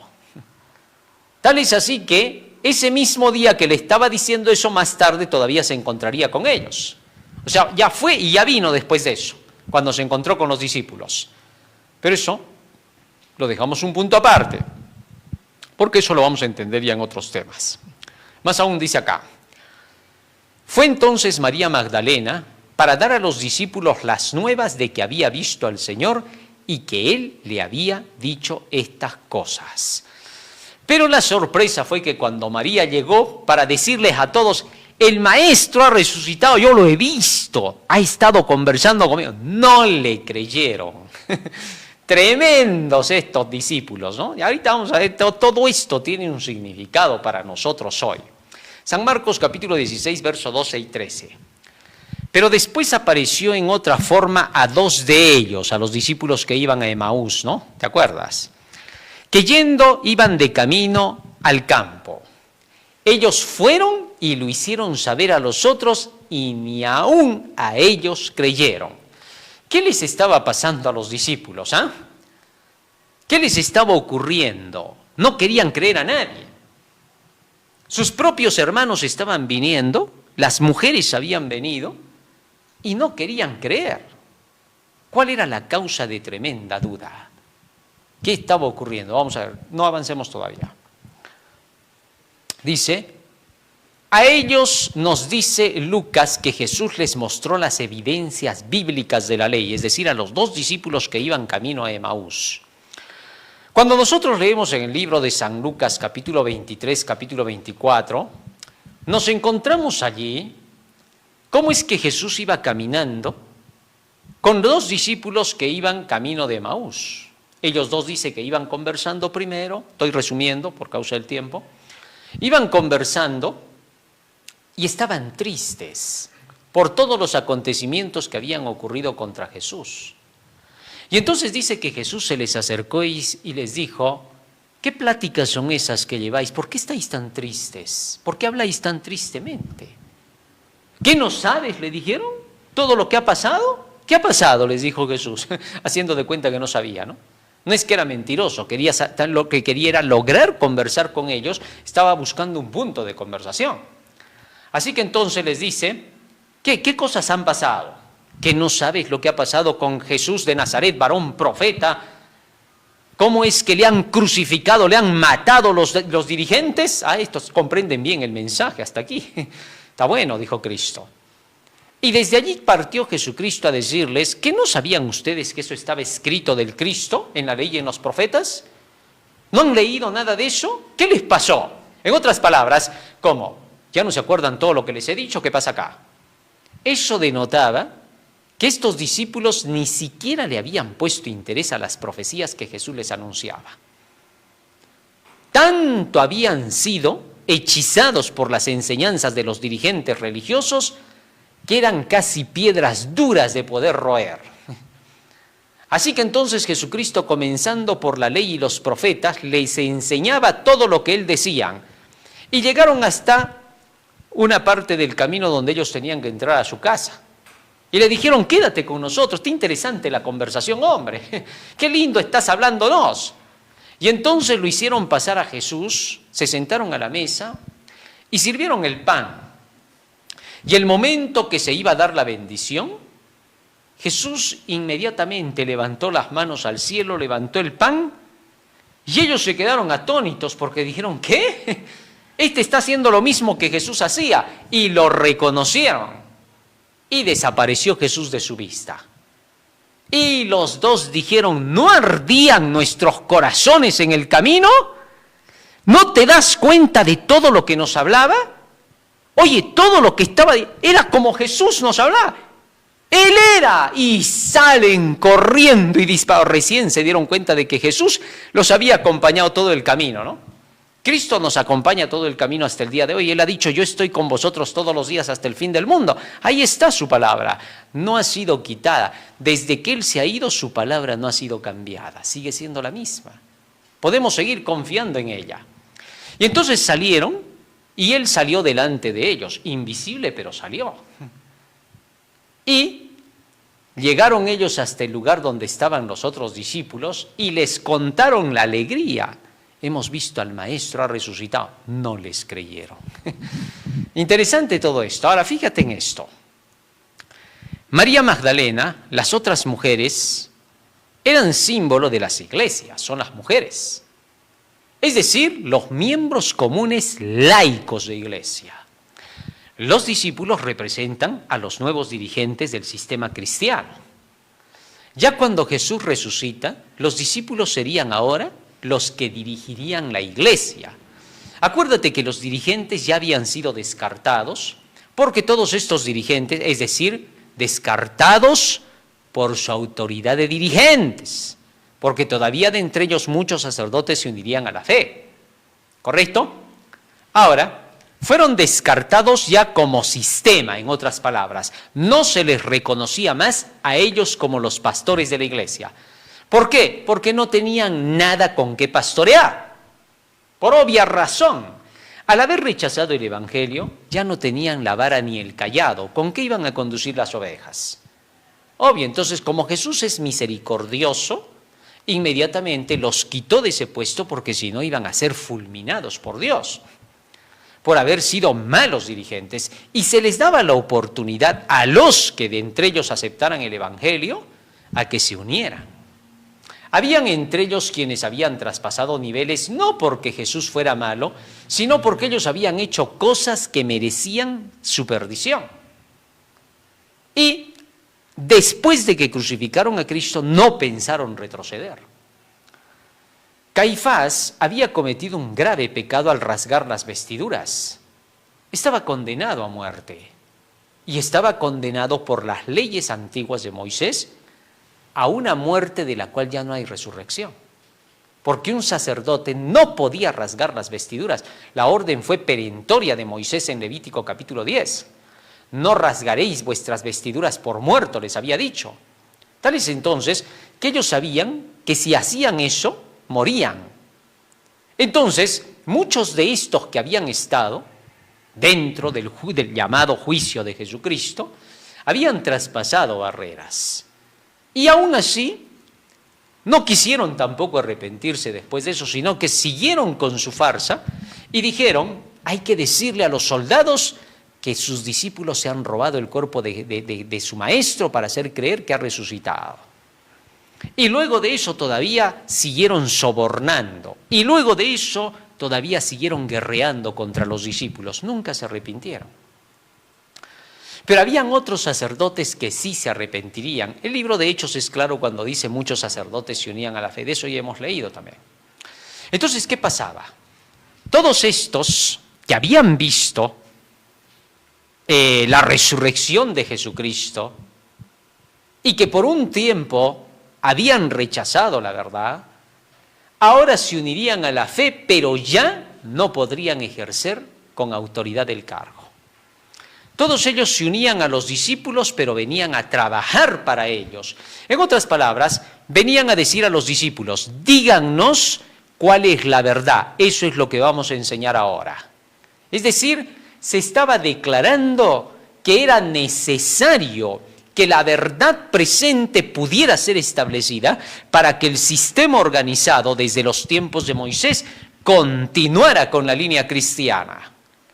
Y como ellos se habían apartado de la organización, los dirigentes, ahora ese sistema separado y divorciado de Dios porque tenía otra doctrina que no era la verdad presente, quedaba de lado. Y que todos los que querían ahora trabajar para la causa del Señor debían predicar el mismo evangelio que los apóstoles y por lo tanto debían unirse con los apóstoles. Por ejemplo, Saulo de Tarso era un fariseo. Él mismo dice, fariseo de fariseos. Pertenecía al Sanedrín, pertenecía a la dirigencia también. Pero cuando se convirtió a Cristo, tuvo que depender de lo que los apóstoles habían estado enseñando. Debía enseñar la misma verdad que los apóstoles. Debía someterse ahora a las enseñanzas apostólicas. ¿Comprendes eso? Muy bien. Así entonces, todos estos dirigentes quedaban de lado y los apóstoles representaban al nuevo sistema de ministerio, un ministerio puro para la proclamación del Pentecostés. Y entonces estos debían de ser ahora enseñados a no cometer errores. ¿Cuál fue el error de los primeros discípulos? Todavía les quedaba pues la idea de los dirigentes y no le creyeron a María ni a las otras mujeres, no por machismo, por favor, nada tiene que ver aquí el hecho de que sean mujeres o no. Ellos sabían muy bien que habían mujeres que acompañaban en su ministerio a Jesús. Ahí dice el texto bíblico, habían muchas mujeres como Juana, esposa de Chuza, estaba también ahí las tres Marías, estaba Salomé, etc. Eran mujeres que acompañaban a Jesús predicando. Así que no se puede hablar ahí de machismos, patriarcados, ni nada de esas cosas pues inventadas por las ideologías fantásticas, ¿no? Entonces, ¿qué pasaba? Estas mujeres fueron a comunicar, Pero los dirigentes nuevos, los apóstoles, los que iban a ser ahora, los que iban a llevar el evangelio al mundo, no les creyeron, porque simplemente eran representación de laicos. Así es como se tenía, la mujer era representada como los laicos, la iglesia, y el hombre era representado como el símbolo de la dirigencia de la iglesia. Y entonces, ¿qué pasó? No les creyeron, porque simplemente eran laicos que estaban anunciando el mensaje. Esto es una advertencia para nosotros, para que no cometamos los mismos errores. Muchos dirigentes hay en nuestra iglesia que cuando ven que hay laicos que están predicando la profecía, anunciando el mensaje, los quieren rebajar y los quieren disminuir. Y quieren hacer pensar diciendo, ¿qué les van a enseñar estos laicos si ni preparación teológica tienen? ¿Qué cosa les van a enseñar? Se equivocan, porque estos laicos conocían más que los mismos que eran los dirigentes. Si te das cuenta en esto, estas mujeres habían visto la tumba vacía, habían visto los ángeles, habían oído el mensaje que ellos les dieron. Y eso hacía que las mujeres conocieran más que los discípulos que estaban ahí escondidos. ¿Solo por qué? Porque a ellas se les comunicó la palabra. Entonces, por esa razón, venían trayendo lo que sabían.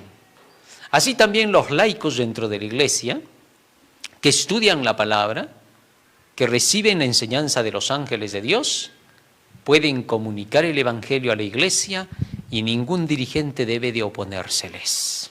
¿Está claro? Ojalá que se entienda entonces. Así pues entonces, por el testimonio de las mujeres, los discípulos, al no creer, fueron a buscar por ellos mismos. Y cuando fueron Pedro y Juan, que fueron los primeros de los hombres que corrieron, y Juan llegó primero, encontró la tumba vacía, y Pedro vio la tumba vacía, y entonces salieron ahora sabiendo que había resucitado el Maestro. Cuando llegaron hasta el aposento, se juntaron y Jesús apareció entre ellos. Y Tomás no estuvo en esa ocasión. Así que Jesús les dijo que él era el Cristo, comió con ellos, les dijo, yo no soy un fantasma, porque un fantasma no puede comer, lo que significa que Jesús resucitó en cuerpo y estaba comiendo, comió pescado, comió miel, pan. Y luego de eso, una semana después, Tomás había dicho, si yo no lo veo, no creo. Tengo que tocar su costado y sus manos para saber que él vive. Y entonces Jesús entró, los encontró y a Tomás le dijo, Tomás, ven, pon tu mano en mi costado, mete tus dedos en mis manos y cree, no seas incrédulo. ¿Por qué lo reprendió así? Bueno, porque si no había que creer el testimonio de sus hermanos ahora, de los demás discípulos, de las mujeres, que estaban testificando de lo que habían visto a Jesús, entonces la predicación no valdría para nada. Si hay que tener que ver a Jesús por uno mismo para creer, si uno tiene que esperar a que por uno solito tenga que encontrar, ¿para qué estarían entonces los demás? Jesús se enojó por eso con Tomás, no le gustó su reacción y le dijo, Tomás, porque me has visto has creído, felices los que no ven pero creen. ¿Por qué? Porque nosotros cuando vamos predicando el Evangelio, vamos presentando las evidencias de la Biblia. Es todo lo que tenemos que hablar para Jesús. Pero si no nos creen con la ley y los profetas, ¿de qué manera nos van a creer? Es la importancia de la predicación. No podemos hacer de lado a personas que nos predican el Evangelio, que no tienen una credencial. Un día escuchaba un pastor que decía, ¿tienes credencial tú para predicar? Y el otro hermano le decía, aquí está mostrando la Biblia, este es mi credencial. No, pues, ¿qué estás hablando? No está tu permiso, con tu sello. Como que un papel va a costar más que la palabra de Dios. Un simple papel que aguanta cualquier cosa. El que un papelito, una licencia esté firmada por un superior, no acredita nada, de la verdad. ¿Por qué? Puede haber un pastor que viene con su licencia firmada, reconocida por la Asociación General de la Iglesia. Y sin embargo, ese pastor puede estar predicando mentiras y falsedades, declarando incluso que el sábado no es el sello de Dios. Esa firma que tiene en su licencia simplemente está aguantada por el papel, pero no sirve para nada. No acredita nada. Es un falso profeta, un falso mensajero. Así la licencia no te acredita nada, ni en un ápice. Lo que te acredita es el Evangelio, la palabra, la verdad. De aquí en adelante, por este testimonio de Tomás, debemos aprender una cosa: hay que creer solo porque la palabra de Dios lo dice. Y vamos ahora a la última parte. Vamos avanzando. Jueves, septiembre 26, vayan por todo el mundo. Cuando Cristo resucitó, después de que sucedió todo este incidente con Tomás, ahora Jesucristo les dijo: recibid el Espíritu Santo, y sopló sobre ellos. Y ahora les iba a dar la gran comisión. San Marcos 16, 14 al 18. Finalmente se apareció a los 11 mismos, estando ellos sentados a la mesa, y les reprochó su incredulidad y dureza de corazón, porque no habían creído a los que le habían visto resucitado. Y les dijo: id por todo el mundo y predicad el evangelio a toda criatura. El que creyere y fuere bautizado será salvo, mas el que no creyere será condenado. Y estas señales seguirán a los que creen. En mi nombre echarán fuera demonios, hablarán nuevas lenguas, tomarán en las manos serpientes, y si bebieren cosa mortífera no les hará daño. Sobre los enfermos pondrán sus manos y sanarán. Jesús no estuvo de acuerdo con las dudas de los apóstoles y tuvo que reprenderlos. Tomás fue el último al cual reprendió por su incredulidad. Si esto no hubiera hecho el Señor, la predicación hubiera sido inútil. Debían aprender a creer a sus hermanos. Vamos avanzando. Todos en el mundo son hermanos por el Evangelio. El hecho de que algunos tengan cargos en la iglesia no les da el derecho de no creer en lo que sus hermanos encuentran en las Escrituras y pueden enseñar. Dios dará sabiduría a todos aquellos que se acercan a Él y no deberá negárseles el crédito. A ver si ponemos esa parte de la que estamos leyendo. Deben aceptar lo que ellos anuncien, así sean laicos. El tercer ángel será anunciado así. Si ellos no creían, ¿cómo esperaban que otros les creyeran a ellos? En la proclamación del mensaje del tercer ángel, que es la verdad presente para nuestros días, como lo fue la verdad de los discípulos para sus días, laicos van a salir a predicar el Evangelio. Y los dirigentes no pueden negar esta obra de los laicos. No pueden decir no les crean. ¿Por qué? Porque cuando ellos vayan a predicar, otros dirigentes de otras iglesias dirán de ellos no les crean. ¿Van a hacer lo mismo que hacen las iglesias apóstatas? No tiene sentido. No pueden repetir los mismos hechos. No puedes tú decir, no creas, y tú querer que te crean a ti. No, aquí hay que probar con la ley y los profetas. Con el escrito está. Es lo único, la única prueba de que llevas la verdad. Nadie se va a salvar por creer en los dirigentes. Nadie se va a salvar por creer en la institución de la iglesia. Nadie se va a salvar por creer en una institución del Estado. Así dice Jehová, no puede estar nunca por debajo de las órdenes de ninguna institución. Si un hermano viene predicando de acuerdo con la ley y los profetas, es decir, de acuerdo con la verdad presente, el mensaje del tercer ángel, es suficiente para creerle. Si tú estás lleno de prejuicio diciendo, es que me han dicho así de él, es que me han dicho asá de él, y por eso rechazas el mensaje, perderás tu alma. Porque Jesús cuando venga no te va a decir quién era el que te predicaba. No te va a preguntar eso. Solo te va a decir una cosa. ¿Escuchaste que era de la Biblia lo que te decía? Sí, ya. ¿Creíste? ¿Obedeciste eso? Nada más, por eso te vas a salvar. Otra cosa no te lleva al cielo. Tú tienes que aprender a creer por el testimonio de la verdad. Porque si vas a esperar que un ángel te venga a predicar el Evangelio, ese día nunca va a llegar. Si estás esperando que el mismo Jesús te venga a predicar el Evangelio, ese día nunca va a llegar. Todo lo que tienes que hacer es creer, por el escrito está, venga por quien venga la verdad.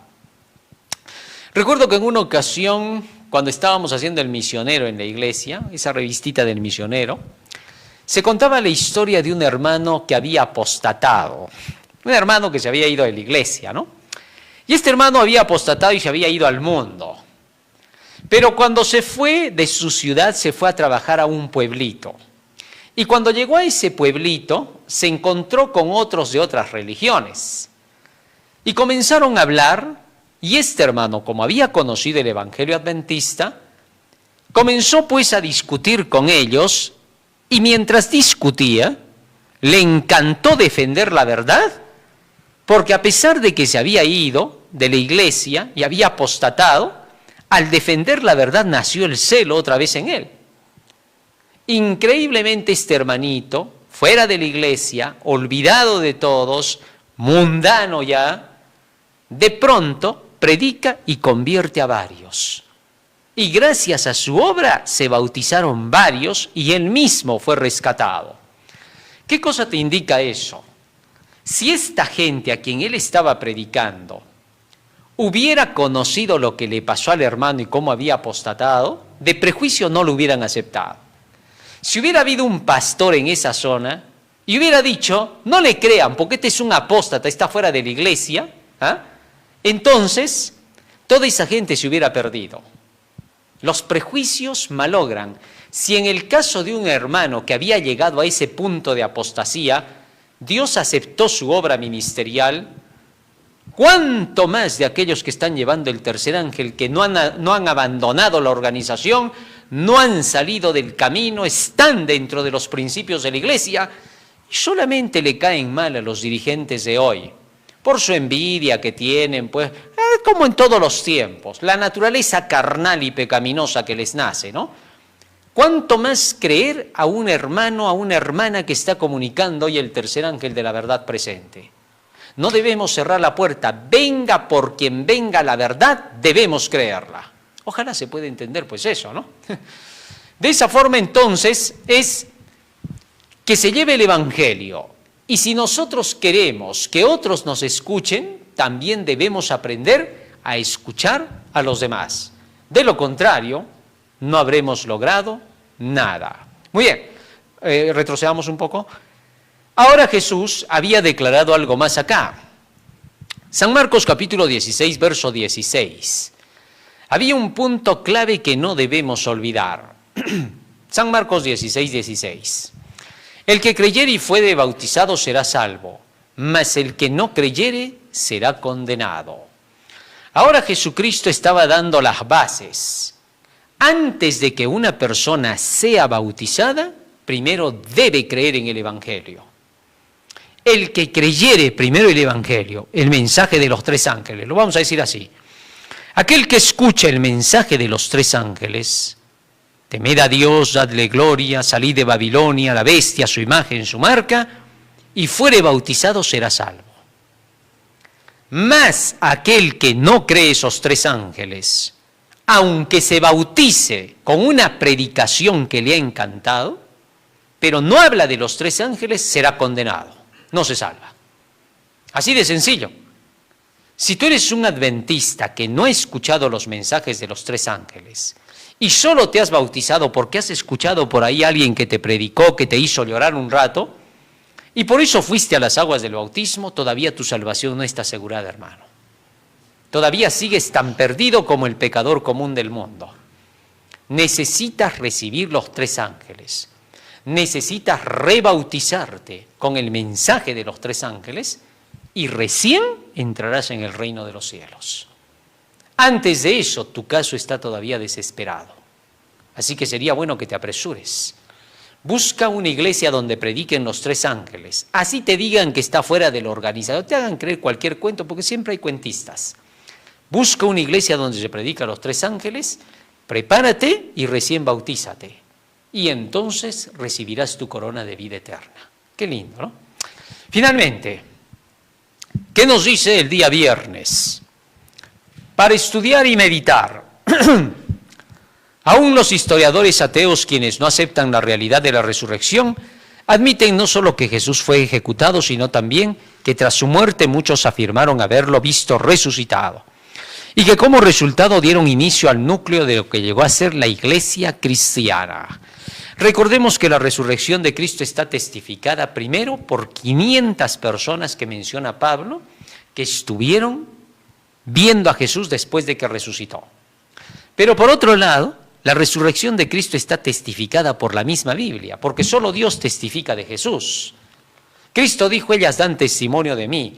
Cristo fue inteligente cuando dijo eso. ¿Por qué? Nunca te ha pedido que vayas a la historia a confirmar si Cristo resucitó.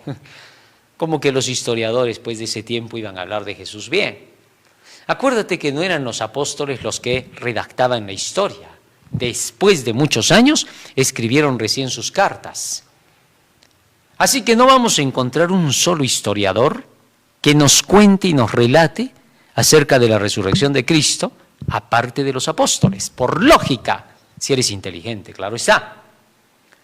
Ahora, como las Escrituras son las que testifican de Jesús, la única fuente que tenemos para que nos diga que Cristo sería crucificado y resucitaría es la misma Biblia. El Salmo 22 es demasiado claro. Nadie puede negar que antes de Cristo ya existían los salmos de David. No se puede negar. Y en el Salmo 22 nos encontramos exactamente cómo moriría Jesús. Dice, horadaron mis manos y mis pies. Contar puedo todos mis huesos. Repartieron entre sí mis vestidos, les echaron suertes. Todos esos acontecimientos se cumplieron con exactitud. Las profecías de Daniel se cumplieron con exactitud a los 3 años y medio. Así que la Biblia testifica con claridad acerca de la muerte y resurrección de Jesús. Así los historiadores nos dijeran que Jesús resucitó, que nos cuenten del Cristo histórico, nadie creería en el cristianismo. ¿Comprendes eso? Mira, si la historia universal nos hablara de Jesús, nos contara de sus milagros y nos dijera que murió y resucitó, nadie sería cristiano, no serviría para nada, no valdría. ¿Sabes por qué? Porque nunca dirían los historiadores que era el Hijo de Dios. Simplemente hubieran contado como una historia de Hércules, como una historia de Aquiles. Nada más. Así que no nos importa lo que los historiadores digan. No vale para nada, no sirve para nada. Si lo han hecho, felices por ellos, pero no nos importa. Todos los cristianos que son cristianos a nivel mundial, nunca les va a importar si la historia confirma la existencia de Jesús. No nos va ni nos viene. ¿Por qué? Porque jamás le creemos a todo lo que diga un historiador si no tiene base en lo que dice la Biblia. Hay historiadores que han escrito lo que les ha dado su gana. Tenemos que ser sinceros, hay que decir la verdad. Muchos historiadores han declarado mentiras y engaños. Profesores, maestros a través de todos los tiempos han mentido y han engañado. No todo lo que ha sido escrito es creíble. Hoy mismo, instituciones que llaman del saber, universidades, colegios tecnológicos, son puras mentiras y engaños, son puras trampas. Son unos mentirosos. Les pagan solo por repetir lo que hace 20 años decían.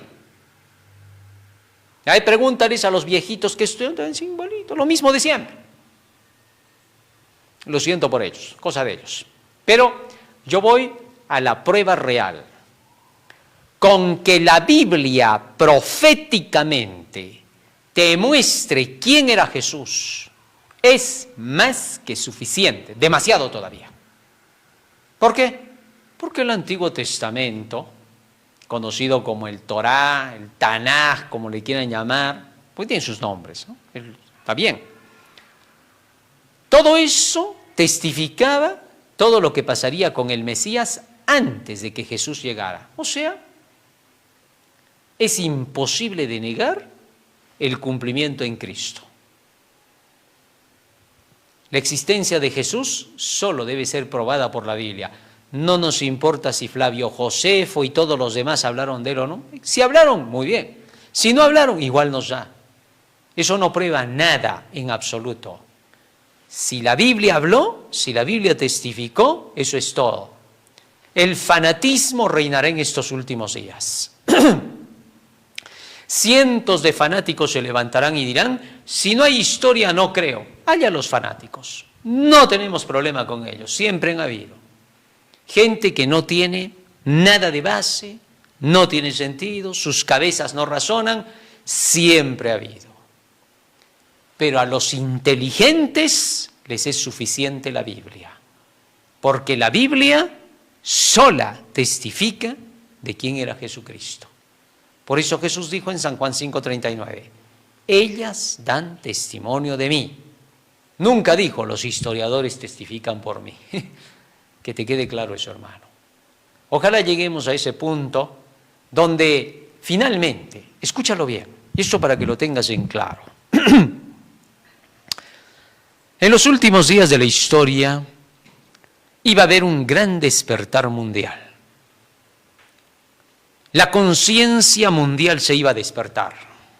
Una conciencia que se iba a correr por toda la tierra. La humanidad entera iba a entrar en un estado superior, donde sus mentes se iban a abrir. ¿Por qué? Porque la Biblia iba a ser predicada a toda la tierra. Satanás quiere falsificar eso.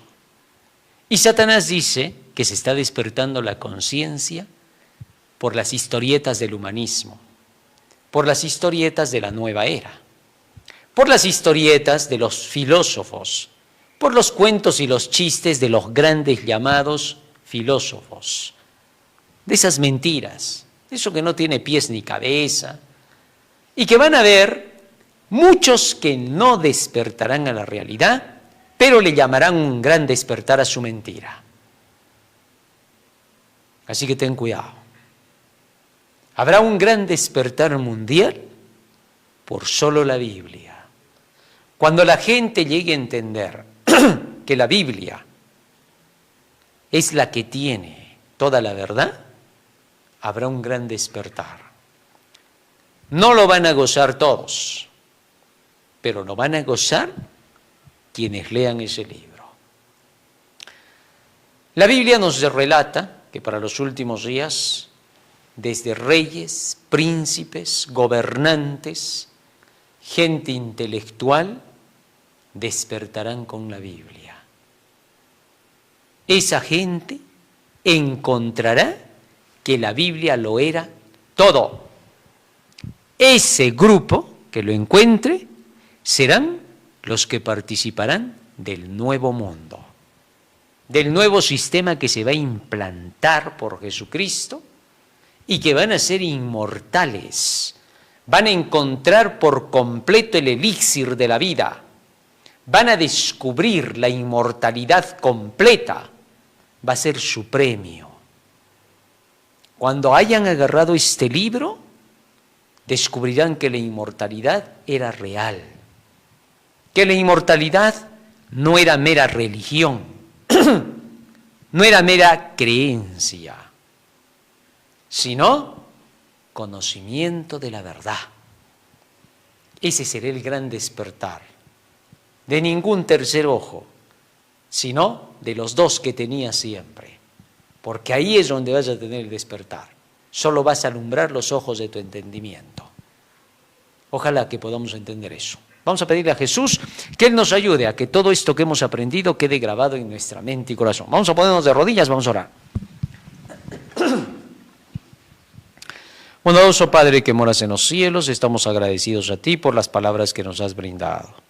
Te rogamos que queden atesoradas en nuestra mente y corazón para que sean el motor que impulse nuestras acciones. Quédate con nosotros hoy, mañana y siempre. En el nombre de Jesús. Amén. Amén, Señor. Amén.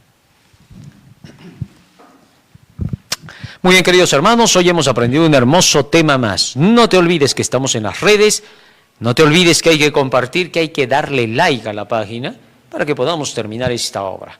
Estamos también a través de Patreon y Yape para que puedas dar tus donativos y se pueda terminar esta obra lo más pronto posible. Acuérdate que solo los fieles serán los que den en estos últimos días para que se acabe la obra. No habrán otros que lo den porque solo los fieles terminarán esta obra.